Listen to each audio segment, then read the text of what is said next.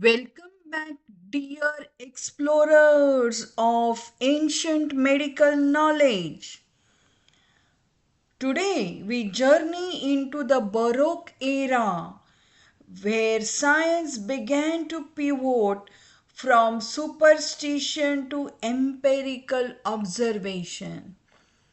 So, in this third part of 17th century medicine, we discuss the contributions of Thomas Sydenham, Santorio, Marcello Malpighi, and Francis Glisson. Thus, from plague to progress, the 17th century saw medicine shaped by daring individuals who looked not to the tradition but to nature and experience. Let's begin with Thomas Sydenham, born in 1624, and he is hailed as English Hippocrates. He revolutionized clinical medicine by advocating bedside observation. He tried to put the whole living man in front of the physician trying to cure the sick. He revived the Hippocratic method of observations, experience, and emphasized accurate observations of clinical practice. Thomas Sydenham was called as English Hippocrates due to he advocated physical examinations, record keeping, attention to treatment of illness. He worked on clinical medicine, wrote several books on fever, plague, venereal disease, arthritis, and smallpox. His writings include 600 pages. He has written a treatise on gout and dropsy, method of curing fevers in 1666 with additional chapter on plague in 1668. His book on observations of medicine came in 1676. Letters and replies on epidemics in 1680 and on venereal diseases too. Treatment of smallpox and on hysteria in 1682. Thus, Sydenham wrote extensively on various diseases and his observations in the treatment. Further books are on management of arthritis and dropsy in 1683. The schedule of symptoms of newly arrived fever in 1686. In 1692 came his last work on the process of healing, outline sketch of pathology and practice. He tried to express the need for specifics for diseased conditions. He put before profession to follow Hippocrates and observe and follow nature, imitate and assist her to cure or to attack the malady, that is disease, directly with specifics, all other methods being best palliative. Thus he stands midway between Hahnemann and Hippocrates. He was one of the principal founder of epidemiology. He gave an account of gout, malaria, scarlatina, measles, dysentery and hysteria. He said diseases have affinity for different parts of the body, and also remedies have affinity for different parts and organs of the body.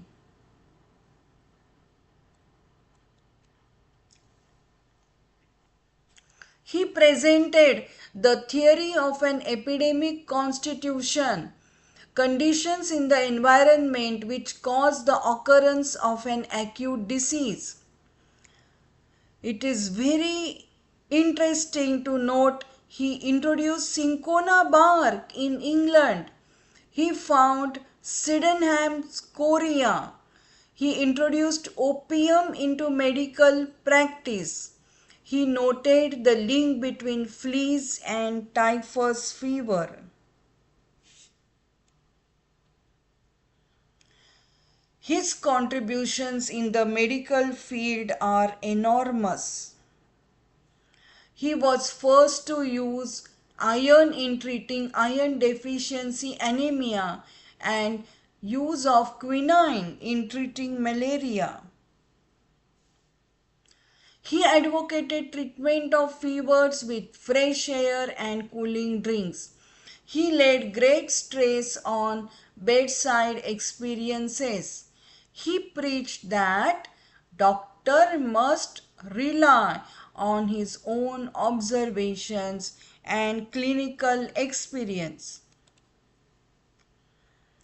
Now we see the contributions of Santorio, his era from 1561 till 1636. He was associate of Galileo, invented thermoscope and added a numerical scale to it.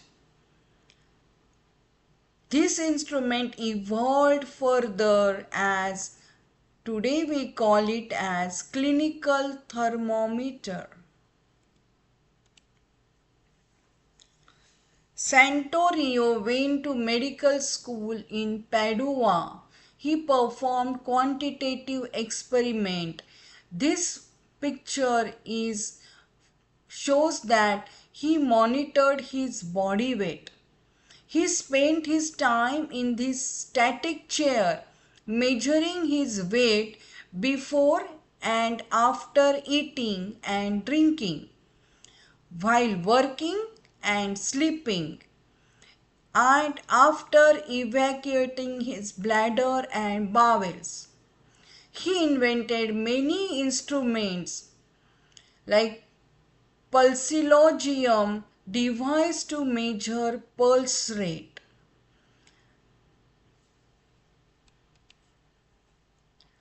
Now we study the extensive contributions of Marcello Malpighi.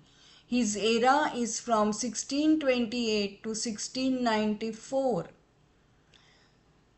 The study of sciences through experiment and observation was important in invention of instruments. Invention of microscope by Van Leeuwenhoek gave many microbiologists, and Marcello Malpighi is one of them, a brilliant physician, a scientist who contributed to study of man, animals and plants. Marcello Malpighi solved the only lacuna in William Harvey's theory of blood circulation by observation of blood flowing through capillaries through microscope. The capillaries linked arterial to venous system. He studied microscopic anatomy of the skin, spleen, kidney and alveoli of the lungs. His findings such as Malpighian bodies in spleen, Malpighian layers of the skin are named in his honor. Thus, Marcello Malpighi was the first to observe red blood cells in the capillaries and also discovered the papillae of the tongue and intestinal glands. discovery of blood capillaries is supposed to be the groundbreaking discovery by Marcello Malpighi, and he solved the only lacuna in William Harvey's theory of blood circulation. Now we see the contributor Francis Glisson. His era from 1597 till 1677. He was an English physician, an anatomist, writer on medical subjects, described rickets. Glisson's capsule of liver is the most important discovery of Francis Glisson. These pictures are available on internet. Thus, an anatomist and writer on medical subjects, Francis Glisson, who discovered the Glisson's capsule of liver, and the book written on anatomy of liver by the name Anatomia Hepatis, and on pediatric rickets. Now we come to discuss Anton van Leeuwenhoek, the Dutch microscopist, the microbiologist who first observed bacteria and protozoa. His era is from 1632 to 1723. At 16 years of age, working in linen draper shop, he used to see the quality of thread by magnifying lens at his times. So it is very interesting to note that he used magnifying lens to see the threads of the linen in the draper shop. He is called as the father of microscopy. In 1654, he founded his own shop selling linen, yarn, ribbon, and got interested in lens making. In 1670, he explored microbial life, was first to observe the microbes and their size. So this picture taken from internet, the microscopic observations of Anton van Leeuwenhoek. He observed the white blood cells, red blood cells, yeast, sperms, bacteria. So Anton van Leeuwenhoek observed all living bacteria, prepared his own lens which was able to have magnification 160 times. He described the male sperms, the striations in muscles, the red cells in the blood, crystals in gouty tophi. He observed movement of blood in the capillaries in the tadpole's tail. Now we come to the contributions of Gaspare Eseli, the era from 1581 to 1625. He discovered the lacteal vessels and published a book on lactis veins. Gaspare Eseli was an Italian physician, professor of anatomy and surgery. In 1622, he discovered during dissection, identified them as chyliferous vessels. These vessels absorb or suck up nutritious portion of food, means chyle, from the upper part of the intestine. Now we study the contributions of Robert Boyle, father of modern chemistry. He was chemist by profession and was inspired by Bacon. He is called the father of chemistry. He discovered a candle would not burn in a vacuum. This gave him the first clue to the fact that there is something in the air which is essential for the life, that's oxygen. He is known for Boyle's law describing an ideal gas. Thus, Robert Boyle is era 1627 to 1691, an alchemist, natural philosopher, theological, law of air pressure and relationship between pressure and volume of gas was his groundbreaking discovery. He also discovered litmus test. Robert Boyle wrote a book, Hydrostatic Paradoxes, Experiments on Fluid Pressure. He opposed Aristotle's view of four elements of earth, air, fire, water. He said matter was composed of corpuscles, which themselves were differently built up of different configuration of primary particles. He disagreed with Descartes' idea of the all-pervading ether. Boyle conducted many experiments and found no experimental evidence of the ether. He agreed with Descartes' idea that world was basically a complex system governed by a small number of simple mathematical laws. He founded Fellow of the Royal Society. He published his results on the physical properties of air through this society. He was one of the first to extend applications of mathematics to chemistry. He told all the physicians of his time to follow the inductive method of science so that one can be free from all prejudices and blind faith. So we have discussed the contributions of all these scientists and the overall view of medical science of 17th century, which is also called as Baroque era, was regressive as compared to Renaissance. Wars and famine swept the countryside. Aftermaths of wars included epidemics like typhoid and typhus. So this was the situation in the 17th century. Famine led to scurvy and rickets. Cities faced lack of town planning and had overcrowding and presence of slums.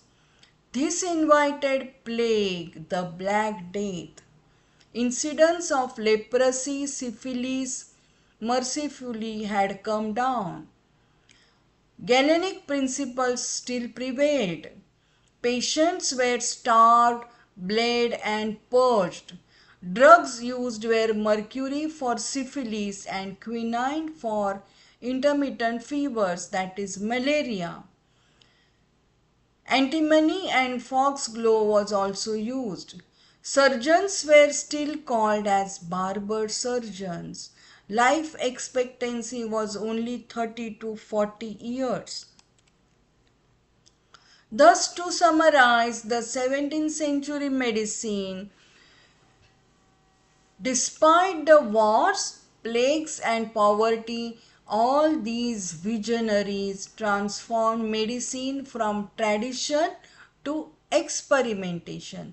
Sydenham emphasized clinical specificity. Santorio measured metabolism. Malpighi connected circulation through capillaries, connected arterial to venous system. Leeuwenhoek discovered microscope and showed microbes to the world, and Boyle quantified air itself. So, dear viewers, this discussion on 17th century medicine third part is of high academic value, and I recommend you to study more and more history of medicine through my other lectures, and do study organon of medicine also by watching my other videos. Thank you.